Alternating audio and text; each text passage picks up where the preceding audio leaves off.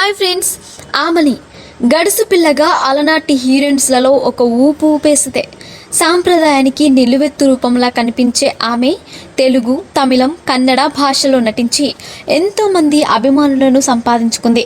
జంబలకడి పంబ మూవీతో మొదలైన తన సినీ ప్రయాణంలో ఎన్నో హిట్లు కొట్టింది. మిస్టర్ పెళ్ళాం, శుభలగ్నం, శుభ సంకల్పం, అమ్మ దొంగ ఇలా చెప్పుకుంటూ పోతే ఆమెని సినిమాల లిస్టు పెద్దగానే ఉంటుంది. దీంతో అప్పట్లో ఆమెని 2 సార్లు నంది అవార్డు, ఫిలింఫేర్ అవార్డు కూడా అందుకుంది. ప్రెజెంట్ సెకండ్ ఇన్నింగ్ ప్రారంభించి పలు చిత్రాల్లో తల్లి పాత్రలో అలరిస్తోంది. అయితే ఇటీవల ఓ ఇంటర్వ్యూలో పాల్గొన్న ఆమెని తన వ్యక్తిగత విషయాలు పంచుకుంటూ కొంత ఎమోషనల్ అయింది.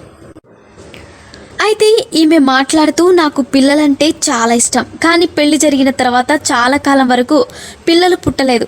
పిల్లల కోసం నేను మొక్కని దేవుడు లేడు. అప్పటికే నాకు 6 సార్లు అబార్షన్ కూడా జరిగాయి. అసలు అన్నిసార్లు ఎందుకు అబార్షన్ జరుగుతుందో ఏ డాక్టర్కి అర్థం కాలేదు. కొంతమంది డాక్టర్స్ అయితే నేను నీ కేసును చూడలేనని నా ఫైల్ నాకే ఇచ్చి పంపించేశారు.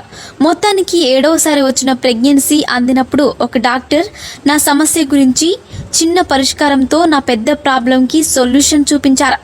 దీంతో నా ప్రెగ్నెన్సీ నిలబడిందని బేబీ పుట్టింది. తనతో పాటు మరో 2 పిల్లలు పుట్టారు. దేవుడి దయ వల్ల ఒక డాక్టర్ రూపంలో నా సమస్యకు పరిష్కారం దొరికింది. ఇప్పుడు సంతోషంగా ఉన్నానంటూ చెప్పుకొచ్చింది ఆమెనే. మరిన్ని ఇంట్రెస్టింగ్ అప్డేట్స్ కోసం మా ఛానల్ని సబ్స్క్రైబ్ చేసుకోండి.